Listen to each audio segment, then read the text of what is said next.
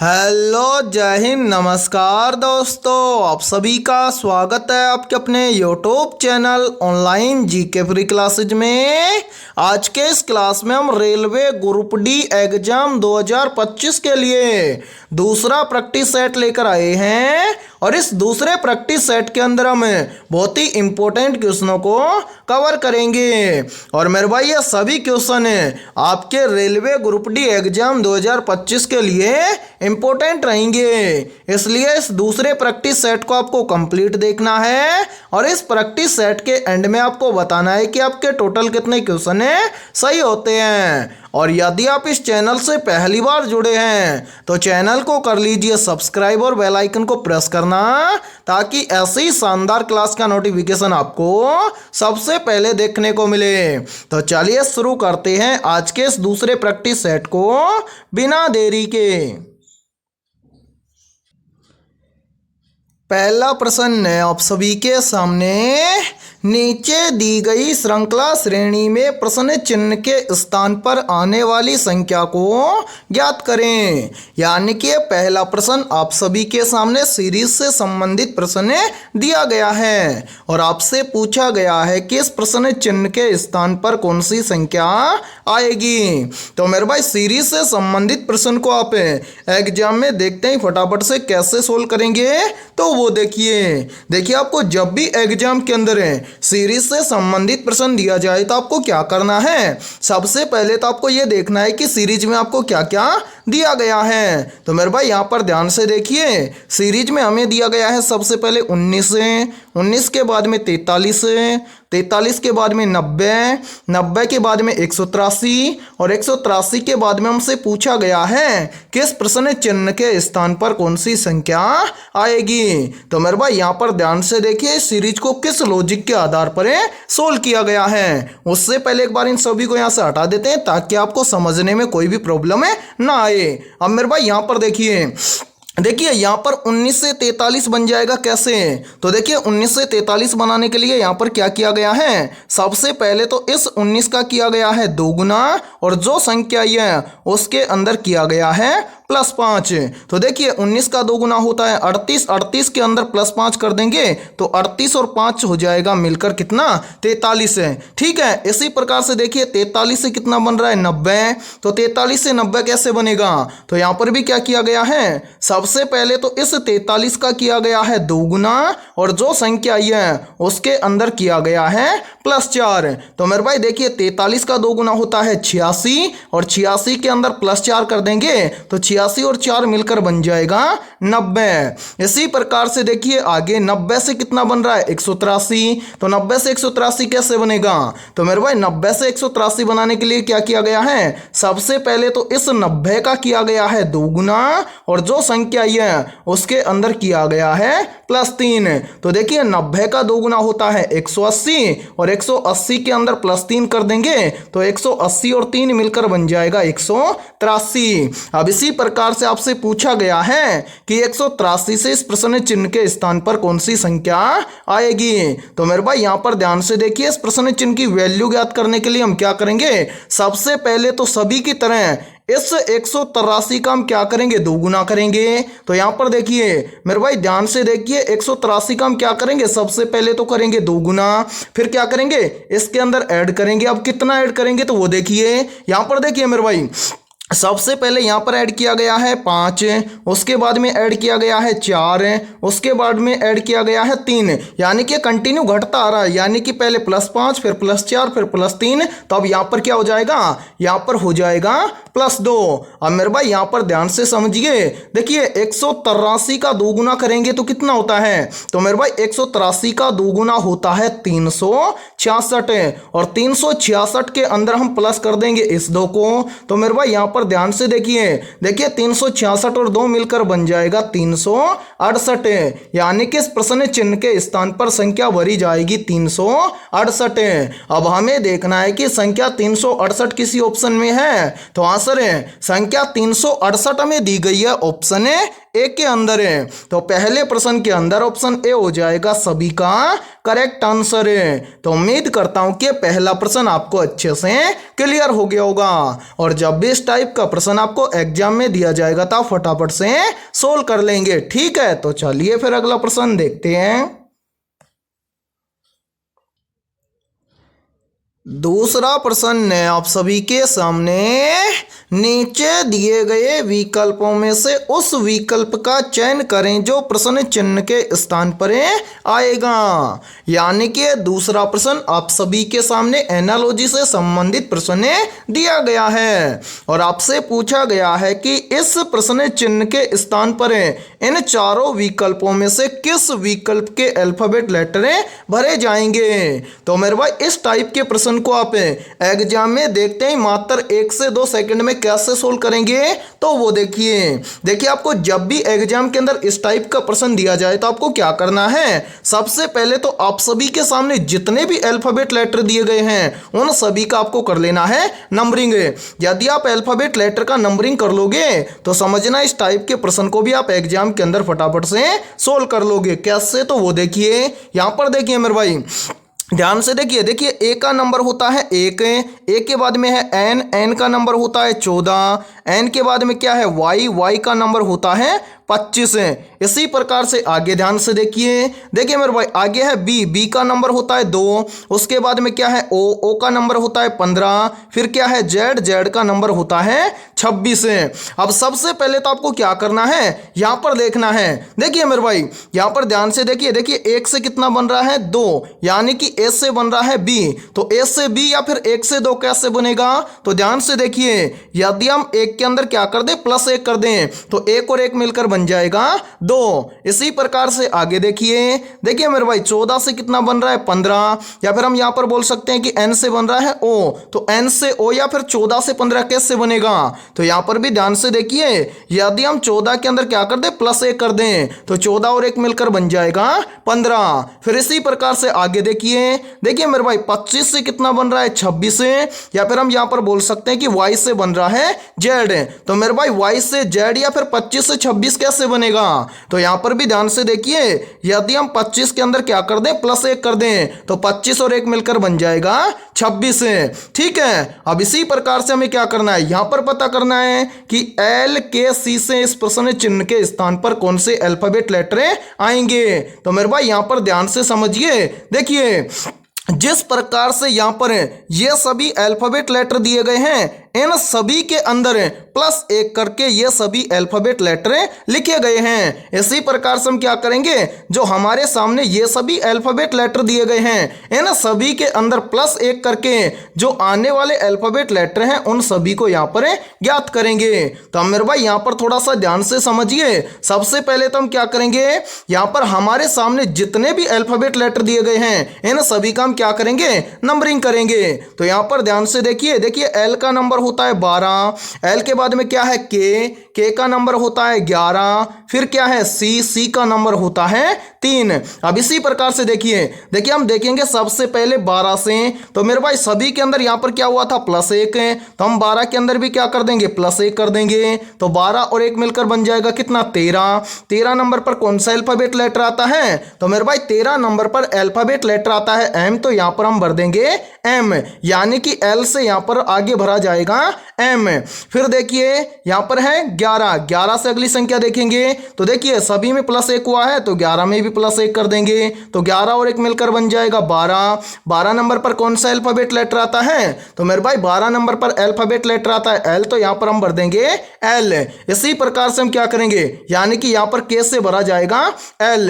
फिर देखिए यहां पर है आगे 3 से अगली संख्या ज्ञात करेंगे कैसे, तो वो देखिए यहां पर देखिए मेरे भाई सभी में +1 हुआ है तो 3 के अंदर भी क्या कर देंगे +1 कर देंगे, तो 3 और 1 मिलकर बन जाएगा 4 नंबर पर कौन सा अल्फाबेट लेटर आता है, तो मेरे भाई 4 नंबर पर अल्फाबेट लेटर आता है डी, यानी कि सी से यहां पर भरा जाएगा डी, यानी कि हम बोल सकते हैं कि प्रश्न चिन्ह के स्थान पर लेटर भरा जाएगा MLD। अब हमें देखना है कि ये सभी अल्फाबेट लेटर में किस ऑप्शन के अंदर दिए गए हैं। तो मेरे भाई ध्यान से देखिए MLD ये सभी अल्फाबेट लेटर में दिए गए हैं। ऑप्शन है बी के अंदर है। तो दूसरे प्रश्न के अंदर ऑप्शन बी हो जाएगा सभी का करेक्ट आंसर है। तो उम्मीद करता हूं कि दूसरा प्रश्न भी आपको अच्छे से क्लियर हो गया होगा। और जब भी इस टाइप का प्रश्न आपको एग्जाम में दिया जाएगा तो फटाफट से सोल्व कर लेंगे। और देखिए मेरे भाई इस टाइप के प्रश्न को थोड़ा सा समझाने में टाइम लगा है, लेकिन जब भी इस टाइप का प्रश्न आपको एग्जाम में दिया जाएगा तो फटाफट से सोल्व कर लेंगे। ठीक है, तो चलिए फिर अगला प्रश्न देखते हैं।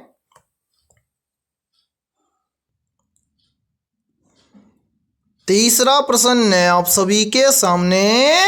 नीचे दिए गए प्रश्न में प्रश्न चिन्ह के स्थान पर आने वाली संबंधित संख्या को ज्ञात करें। यानी कि ये तीसरा प्रश्न आप सभी के सामने नंबर एनालॉजी से संबंधित प्रश्न दिया गया है। और मेरे भाई आपसे यहाँ पर पूछा गया है कि इस प्रश्न चिन्ह के स्थान पर कौन सी संख्या आएगी। तो फटाफट से एक काम कीजिए, इस क्लास को रोकिए और अपने स्तर से इस प्रश्न को सोल्व करके कमेंट सेक्शन के अंदर कमेंट करके बताइए कि इस प्रश्न चिन्ह के स्थान पर कौन सी संख्या आएगी। तो उम्मीद करता हूं कि आपने इस प्रश्न को जरूर सोल्व किया होगा। तो आइए देखते हैं कि आपका आंसर क्या आया है। तो मेरे भाई इस टाइप के प्रश्न को आप एग्जाम में देखते ही फटाफट से कैसे सोल्व करेंगे, तो वो देखिए जब भी आपको एग्जाम के अंदर नंबर एनालॉजी से संबंधित प्रश्न दिया जाए तो आपको क्या करना है। सबसे पहले तो आपको यहां पर पता करना है कि 6 से यहां पर 216 कैसे आया है। यानी कि जिस प्रकार से 6 से यहां पर 216 आया है, सेम इसी प्रकार से हम यहां पर बताएंगे कि 7 से इस प्रश्न चिन्ह के स्थान पर कौन सी संख्या आएगी। तो मेरे भाई यहां पर ध्यान से देखिए इस प्रश्न को किस लॉजिक के आधार पर सोल्व किया गया है। तो यहां पर देखिए यहां पर 6 से 216 लाने के लिए क्या किया गया है मेरे भाई, इस 6 का यहां पर किया गया है क्यूब।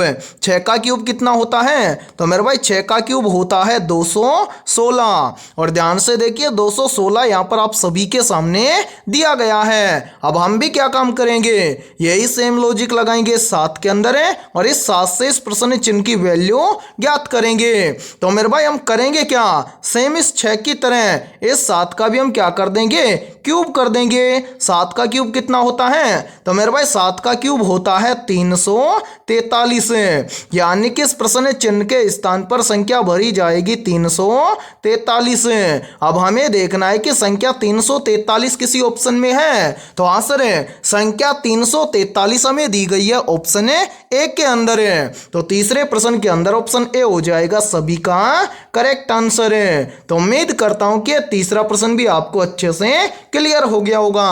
और जब भी इस टाइप का प्रश्न आपको एग्जाम में दिया जाएगा तो फटाफट से सोल्व कर लेंगे। ठीक है, और यहाँ पर देखिए यदि ये क्लास आपको पसंद आ रही है तो जल्दी से एक बार इस क्लास को लाइक कर दीजिए। और यदि आप इस चैनल से पहली बार जुड़े हैं तो चैनल को कर लीजिए सब्सक्राइब और बेल आइकन को प्रेस करना, ताकि ऐसी शानदार क्लास का नोटिफिकेशन आपको सबसे पहले देखने को मिले। और मेरे भाई आपके जितने भी दोस्त हैं रेलवे ग्रुप डी एग्जाम 2025 की तैयारी कर रहे हैं तो उनके पास भी इस क्लास को ज़्यादा से ज़्यादा शेयर करें। और आप सभी के लिए बहुत ही इंपॉर्टेंट सूचना है, यदि आप पहली बार के अंदर ग्रुप डी एग्जाम के अंदर सिलेक्शन लेना चाहते हैं तो हमने आपके रेलवे ग्रुप डी एग्जाम 2025 के लिए GK, GS, mathematics, science, current affairs और रीजनिंग के लगभग 21,000 प्लस मोस्ट इंपोर्टेंट क्वेश्चनों का पीडीएफ सेट तैयार किया है। यदि आप ये 21,000 प्लस मोस्ट इंपोर्टेंट क्वेश्चनों का पीडीएफ सेट लेना चाहते हैं तो आप हमारे इस व्हाट्सएप नंबर पर कांटेक्ट करके ले सकते हैं। और मेरे भाई इस पीडीएफ सेट की प्राइस हमने रखी है मात्र और मात्र 51 रुपए। यानी कि 51 रुपए की फीस के अंदर आपको रेलवे ग्रुप डी एग्जाम 2025 के लिए ऑल सब्जेक्ट के ऊपर topic wise most important 21,000 plus क्वेश्चनों का पीडीएफ सेट दिया जाएगा। और मेरे भाई ये सभी क्वेश्चन आपके रेलवे ग्रुप डी एग्जाम 2025 के लिए रामबाण साबित होने वाले हैं। तो जल्दी से जाइए और इस व्हाट्सएप नंबर पर आप कांटेक्ट करके इस पीडीएफ सेट को ले लीजिए और एग्जाम से पहले अपनी तैयारी को मजबूत बना लीजिए। ठीक है, तो चलिए फिर अगला प्रश्न देखते हैं।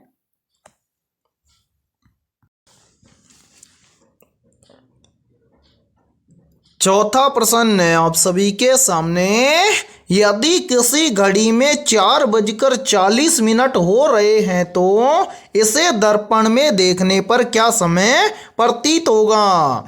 यानी कि ये चौथा प्रश्न आप सभी के सामने मिरर इमेज से संबंधित प्रश्न दिया गया है। तो मेरे भाई मिरर इमेज से संबंधित प्रश्न को आप एग्जाम में देखते ही मात्र 2 से 3 सेकंड में कैसे सोल्व करेंगे, तो वो देखिए मिरर इमेज से संबंधित प्रश्न को सोल्व करने के लिए मैंने आपको एक ट्रिक बताई थी। यदि वो ट्रिक आपको याद है तो इस टाइप के प्रश्न को आप एग्जाम में देखते ही सोल्व कर दोगे। ट्रिक क्या है, तो मैंने आपको बताया था कि जब भी आपको किसी घड़ी के अंदर समय दिया जाए और उस समय का दर्पण प्रतिबिंब पूछा जाए तो आपको क्या करना है, घड़ी वाले समय को घटा देना है 11:60 में से। तो मेरे भाई यहाँ पर देखिए हम क्या करेंगे, इस 11:60 में से इस घड़ी वाले समय को घटा देंगे। घड़ी में समय हो रहा है 4:40। तो हम क्या करेंगे, 4:40 को घटा देंगे 11:60 में से। तो मेरे भाई यहाँ पर ध्यान से देखिए यदि 60 में से 40 चला जाएगा तो यहाँ पर कितना बचेगा, 20। इसी प्रकार से यहाँ पर देखिए 11 में से 4 चला जाएगा तो यहाँ पर कितना बच जाएगा, 7। यानी कि यदि किसी घड़ी में 4:40 का समय हो रहा हो तो दर्पण में समय क्या प्रतीत होगा, 7:20। अब हमें देखना है कि 7:20 किसी ऑप्शन में है, तो आंसर 7:20 हमें दिया गया है ऑप्शन बी के अंदर है। तो चौथे प्रश्न के अंदर ऑप्शन बी हो जाएगा सभी का करेक्ट आंसर है। तो उम्मीद करता हूं कि चौथा प्रश्न भी आपको अच्छे से क्लियर हो गया होगा। और जब भी इस टाइप का प्रश्न आपको एग्जाम में दिया जाएगा तो आप फटाफट से सोल्व कर लेंगे, ठीक है। तो चलिए फिर अगला प्रश्न देखते हैं।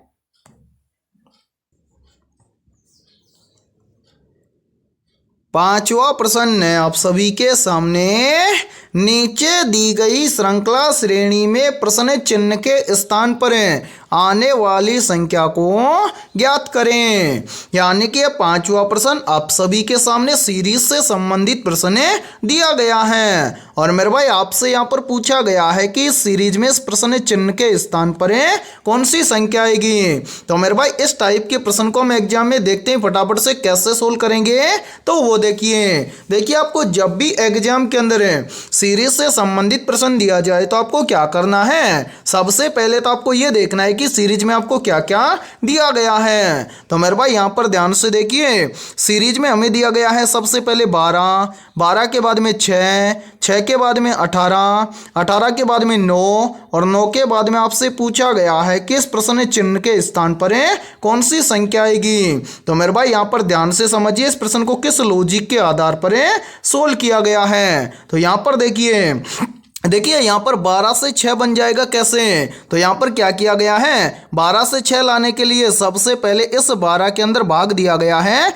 2 का। यदि हम 12 के अंदर भाग दे देंगे 2 का तो यहाँ पर आ जाएगा 6। इसी प्रकार से देखिए 6 से 18 लाने के लिए क्या किया गया है। तो मेरे भाई 6 से 18 लाने के लिए इस 6 का मल्टीप्लाई किया गया है 3 के साथ में। यदि हम 6 का मल्टीप्लाई 3 के साथ में कर देंगे तो यहाँ पर बन जाएगा 6 तिये 18। फिर देखिए 18 से यहाँ पर आया है 9, तो 18 से 9 लाने के लिए क्या किया गया है मेरे भाई, फिर से इस 18 के अंदर भाग दिया गया है 2 का। यदि हम 18 के अंदर 2 का भाग दे देंगे तो यहाँ पर आ जाएगा 9। अब इसी प्रकार से हमसे पूछा गया है कि 9 से इस प्रश्न चिन्ह के स्थान पर कौन सी संख्या आएगी। तो मेरे भाई इस प्रश्न चिन्ह की वैल्यू ज्ञात करने से पहले आपको क्या करना है, यहाँ पर ध्यान से पता करना है कि इस प्रश्न के अंदर कौन सा लॉजिक लगा है। तो मेरे भाई यहाँ पर ध्यान से देखिए 12 से 6 बनाने के लिए क्या किया गया है, यानी कि 12 के अंदर 2 का भाग देकर यहाँ पर लिखा गया है 6।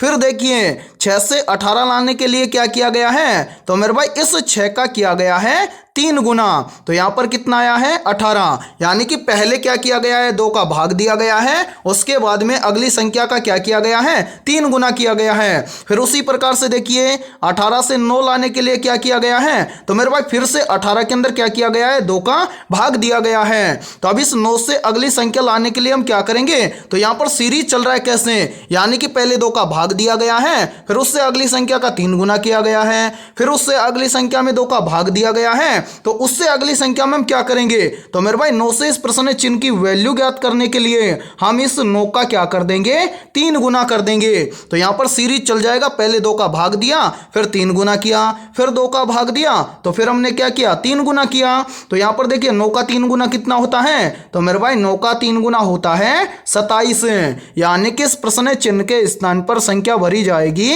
27।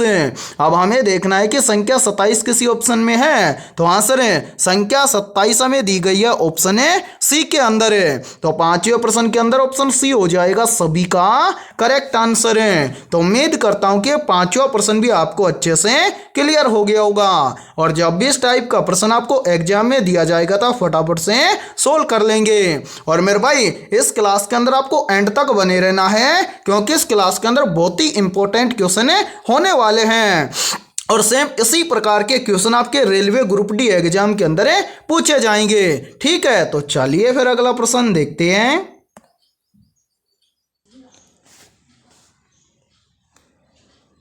छठा प्रश्न है आप सभी के सामने, निम्न में से पानीपत का तीसरा युद्ध कब लड़ा गया था? ऑप्शन ए 1720 में, ऑप्शन बी है 1757 में, ऑप्शन सी है 1761 में, और ऑप्शन डी है 1775 में। तो यहाँ पर देखिए इन चारों में से करेक्ट आंसर हो जाएगा सभी का ऑप्शन है सी, यानी कि पानीपत का तीसरा युद्ध लड़ा गया था 1761 में। तो छठे प्रश्न के अंदर करेक्ट आंसर हो जाएगा सभी का ऑप्शन है सी। इसी के साथ में देखिए यहीं से क्वेश्चन बनता है और काफी बार एग्जाम के अंदर पूछा भी जाता है कि पानीपत का प्रथम युद्ध कब हुआ था? तो मेरे भाई याद रखना, पानीपत का प्रथम युद्ध हुआ था 1526 में। ठीक है, इसी के साथ में देखिए यहीं से एक क्वेश्चन बनता है कि पानीपत का दूसरा युद्ध कब हुआ था? तो मेरे भाई याद रखना, पानीपत का दूसरा युद्ध हुआ था वर्ष 1556 में। इसी के साथ में तीसरा प्रश्न बनता है क्या, यहाँ पर पूछा गया है कि पानीपत का तीसरा युद्ध कब हुआ था? तो मेरे भाई याद रखना, पानीपत का तीसरा युद्ध हुआ था वर्ष 1761 में। इस तरह से पानीपत के टोटल 3 युद्ध लड़े गए थे। ठीक है, तो छठे प्रश्न के अंदर करेक्ट आंसर हो जाएगा सभी का ऑप्शन है सी। तो चलिए फिर अगला प्रश्न देखते हैं।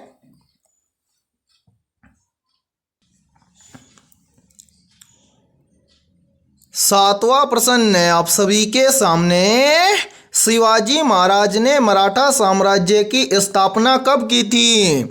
ऑप्शन ए 1650 में, ऑप्शन बी है 1674 में, ऑप्शन सी है 1680 में, और ऑप्शन डी है 1695 में। तो यहाँ पर देखिए इन चारों में से करेक्ट आंसर हो जाएगा सभी का ऑप्शन है बी, यानी कि शिवाजी महाराज ने मराठा साम्राज्य की स्थापना की थी वर्ष 1674 में। तो सातवें प्रश्न के अंदर करेक्ट आंसर हो जाएगा सभी का ऑप्शन है बी। तो चलिए फिर अगला प्रश्न देखते हैं। आठवां प्रश्न है आप सभी के सामने, यदि कोई वस्तु प्रकाश की चाल से चलने लगे तो उसका द्रव्यमान क्या होगा? ऑप्शन ए वस्तु का द्रव्यमान घट जाएगा, ऑप्शन बी है वस्तु का द्रव्यमान बढ़ जाएगा, ऑप्शन सी है वस्तु का द्रव्यमान अपरिवर्तित रहेगा, और ऑप्शन डी है वस्तु का द्रव्यमान शून्य हो जाएगा। तो यहाँ पर देखिए इन चारों में से करेक्ट आंसर हो जाएगा सभी का ऑप्शन है बी, यानी कि यदि कोई वस्तु प्रकाश की चाल से चलने लगे तो उस वस्तु का द्रव्यमान बढ़ जाएगा। तो आठवें प्रश्न के अंदर करेक्ट आंसर हो जाएगा सभी का ऑप्शन है बी। ठीक है, तो चलिए फिर अगला प्रश्न देखते हैं।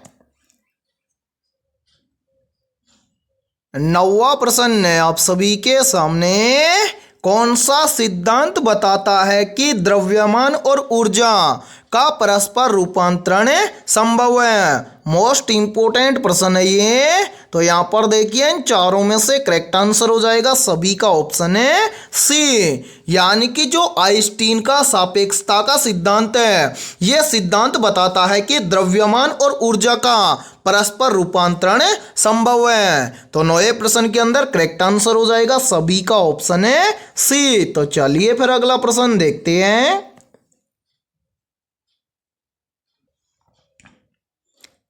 10वां प्रश्न है आप सभी के सामने, रेडियोधर्मिता की खोज किस वैज्ञानिक ने की थी? तो यहां पर देखिए इन चारों में से करेक्ट आंसर हो जाएगा सभी का ऑप्शन है सी, यानी कि रेडियोधर्मिता की खोज की थी वैज्ञानिक हेनरी बैक्वेरेल ने। तो 10वें प्रश्न के अंदर करेक्ट आंसर हो जाएगा सभी का ऑप्शन है सी। और मेरे भाई यहाँ पर देखिए, यदि ये क्लास आपको पसंद आ रही है तो जल्दी से एक बार इस क्लास को लाइक कर दीजिए, और यदि आप इस चैनल से पहली बार जुड़े हैं तो चैनल को कर लीजिए सब्सक्राइब और बेल आइकन को प्रेस करना, ताकि ऐसी शानदार क्लास का नोटिफिकेशन आपको सबसे पहले देखने को मिले। और आज की इस क्लास के अंदर हम बहुत ही इंपॉर्टेंट क्वेश्चन करवाएंगे, इसलिए इस क्लास के अंदर आपको एंड तक बने रहना है, और क्लास के एंड में आपको बताना है कि आपके टोटल कितने क्वेश्चन सही होते हैं। ठीक है, तो चलिए फिर अगला प्रश्न देखते हैं। 11वां प्रश्न है आप सभी के सामने, स्टेनलेस स्टील में मुख्य रूप से कौन से तत्व पाए जाते हैं? मेरे भाई मोस्ट इंपोर्टेंट प्रश्न है ये, और ये प्रश्न मैं काफ़ी बार आपको करवा भी चुका हूँ। तो जल्दी से बताइए इन चारों में से करेक्ट आंसर क्या होगा।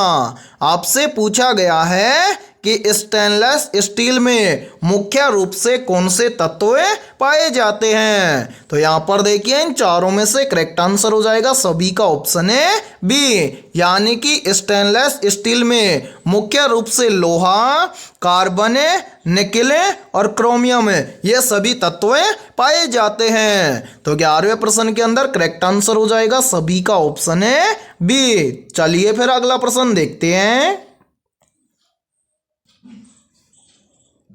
12वां प्रश्न है आप सभी के सामने, भारत का पहला आम चुनाव कब हुआ था? तो यहाँ पर देखिए इन चारों में से करेक्ट आंसर हो जाएगा सभी का ऑप्शन है सी, यानी कि भारत का पहला आम चुनाव हुआ था वर्ष 1951 से वर्ष 1952 में। तो 12वें प्रश्न के अंदर करेक्ट आंसर हो जाएगा सभी का ऑप्शन है सी। तो चलिए फिर अगला प्रश्न देखते हैं। 13वां प्रश्न है आप सभी के सामने, हेनरी का नियम किससे संबंधित है? तो यहाँ पर देखिए इन चारों में से करेक्ट आंसर हो जाएगा सभी का ऑप्शन है ए, यानी कि हेनरी का नियम गैसों की घुलनशीलता से संबंधित है। तो 13वें प्रश्न के अंदर करेक्ट आंसर हो जाएगा सभी का ऑप्शन है ए। तो चलिए फिर अगला प्रश्न देखते हैं।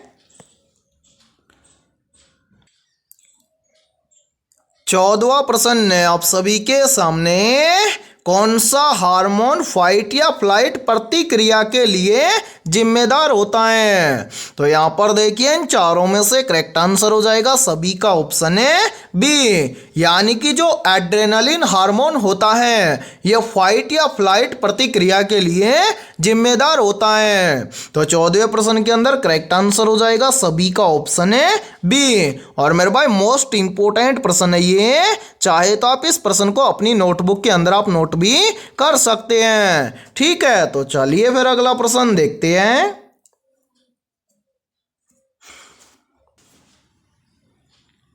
15वां प्रश्न है आप सभी के सामने, निम्न में से प्लासी का युद्ध कब हुआ था? या फिर देखिए इसी प्रश्न को एग्जाम के अंदर घुमाकर ऐसे भी पूछा जाता है कि प्लासी का युद्ध कब लड़ा गया था। तो यहाँ पर देखिए इन चारों में से करेक्ट आंसर हो जाएगा सभी का ऑप्शन है ए, यानी कि प्लासी का युद्ध लड़ा गया था वर्ष 1757 में। तो 15वें प्रश्न के अंदर करेक्ट आंसर हो जाएगा सभी का ऑप्शन है ए। तो चलिए फिर अगला प्रश्न देखते हैं। 16वां प्रश्न है आप सभी के सामने, निम्न में से कोशिका के अंदर डीएनए कहाँ पाया जाता है?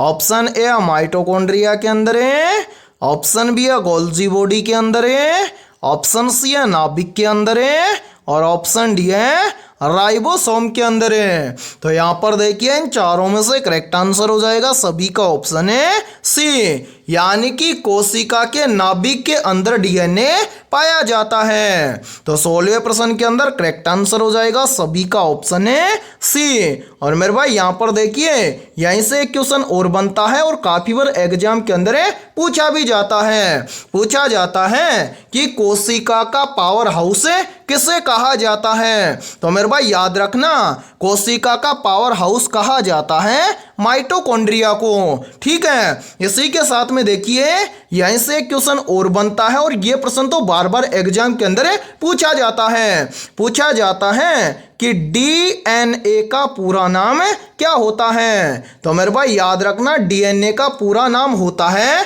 Deoxy ribo nucleic acid. ठीक है, तो चलिए फिर अगला प्रश्न देखते हैं। 17वां प्रश्न है आप सभी के सामने, सुभाष चंद्र बोस ने आजाद हिंद फौज का गठन कब किया था? ऑप्शन ए वर्ष 1935 में, ऑप्शन बी है वर्ष 1940 में, ऑप्शन सी है वर्ष 1942 में, और ऑप्शन डी है वर्ष 1943 में। तो यहाँ पर देखिए इन चारों में से करेक्ट आंसर हो जाएगा सभी का ऑप्शन है डी, यानी कि सुभाष चंद्र बोस ने आजाद हिंद फौज का गठन किया था वर्ष 1943 में। तो 17वें प्रश्न के अंदर करेक्ट आंसर हो जाएगा सभी का ऑप्शन है डी। तो चलिए फिर अगला प्रश्न देखते हैं। 18वां प्रश्न है आप सभी के सामने, कौन सा अंग शरीर में रक्त शुद्धिकरण का कार्य करता है? तो यहां पर देखिए इन चारों में से करेक्ट आंसर हो जाएगा सभी का ऑप्शन है डी, यानी कि शरीर में जो गुर्दे होते हैं ये रक्त शुद्धिकरण का कार्य करते हैं। तो 18वें प्रश्न के अंदर करेक्ट आंसर हो जाएगा सभी का ऑप्शन है डी। और मेरे भाई इसी के साथ में देखिए आप सभी के लिए बहुत ही इंपॉर्टेंट सूचना है, यदि आप पहली बार के अंदर रेलवे ग्रुप डी एग्जाम 2025 को क्रैक करना चाहते हैं तो हमने आपके रेलवे ग्रुप डी एग्जाम 2025 के लिए ऑल सब्जेक्ट के ऊपर टॉपिक वाइज लगभग 21,000 प्लस मोस्ट इंपोर्टेंट क्वेश्चनों का पीडीएफ सेट तैयार किया है। यदि आप ये 21,000 प्लस मोस्ट इंपोर्टेंट क्वेश्चनों का पीडीएफ सेट लेना चाहते हैं तो आप हमारे इस व्हाट्सएप नंबर पर कांटेक्ट करके ले सकते हैं। व्हाट्सएप नंबर है 7374826893। ये हमारा व्हाट्सएप नंबर है। इस व्हाट्सएप नंबर पर आप कांटेक्ट करके इस पीडीएफ सेट को ले सकते हैं। और मेरे भाई इस पीडीएफ सेट की प्राइस हमने रखी है मात्र और मात्र 51 रुपये, यानी कि 51 रुपये की फीस के अंदर आपको रेलवे ग्रुप डी एग्जाम 2025 के लिए ऑल सब्जेक्ट के ऊपर टॉपिक वाइज लगभग 21,000 प्लस मोस्ट इंपोर्टेंट क्वेश्चनों का पीडीएफ सेट दिया जाएगा। और मेरे भाई ये सभी क्वेश्चन आपके रेलवे ग्रुप डी एग्जाम के लिए रामबाण साबित होने वाले हैं। तो जल्दी से जाइए और इस व्हाट्सएप नंबर पर आप कांटेक्ट करके इस पीडीएफ सेट को ले लीजिए और एग्जाम से पहले अपनी तैयारी को मजबूत बना लीजिए। ठीक है, तो चलिए फिर अगला प्रश्न देखते हैं।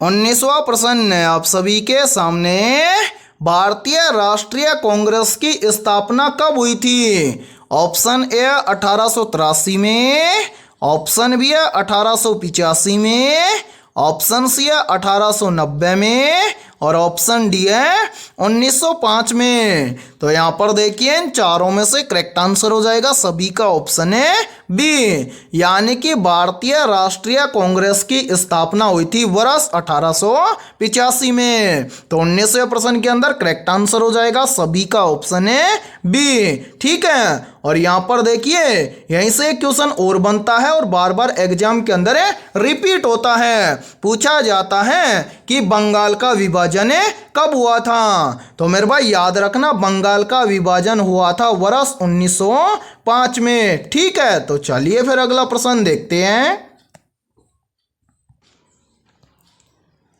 20वां प्रश्न है आप सभी के सामने। निम्नलिखित में से भारत का सबसे बड़ा डेल्टा कौन सा है? ऑप्शन ए है सुंदरबन डेल्टा, ऑप्शन बी है कावेरी डेल्टा, ऑप्शन सी है गोदावरी डेल्टा और ऑप्शन डी है महानदी डेल्टा। तो यहाँ पर देखिए इन चारों में से करेक्ट आंसर हो जाएगा सभी का ऑप्शन है ए, यानी कि भारत का सबसे बड़ा डेल्टा है सुंदरबन डेल्टा। तो 20वें प्रश्न के अंदर करेक्ट आंसर हो जाएगा सभी का ऑप्शन है ए। और मेरे भाई आज की इस क्लास के अंदर इतना ही। यदि ये क्लास आपको रियल में पसंद आई है तो जल्दी से एक बार इस क्लास को लाइक कर दीजिए, और यदि आप इस चैनल से पहली बार जुड़े हैं तो चैनल को कर लीजिए सब्सक्राइब और बेल आइकन को प्रेस करना, ताकि ऐसी शानदार क्लास का नोटिफिकेशन आपको सबसे पहले देखने को मिले। और आज की इस क्लास के अंदर हमने 20 बहुत ही इंपॉर्टेंट क्वेश्चन करवाए हैं। तो इन 20 में से आपके कितने क्वेश्चन सही हुए हैं सभी को कमेंट सेक्शन के अंदर कमेंट करके बताना है। और जिन भी अभ्यर्थियों के इन 20 में से लगभग 18 प्लस क्वेश्चन सही हुए हैं तो समझना उनकी तैयारी बेहतर है। ठीक है, तो फिर मिलते हैं ऐसे बेहतरीन क्वेश्चनों के साथ सुबह 7 बजे।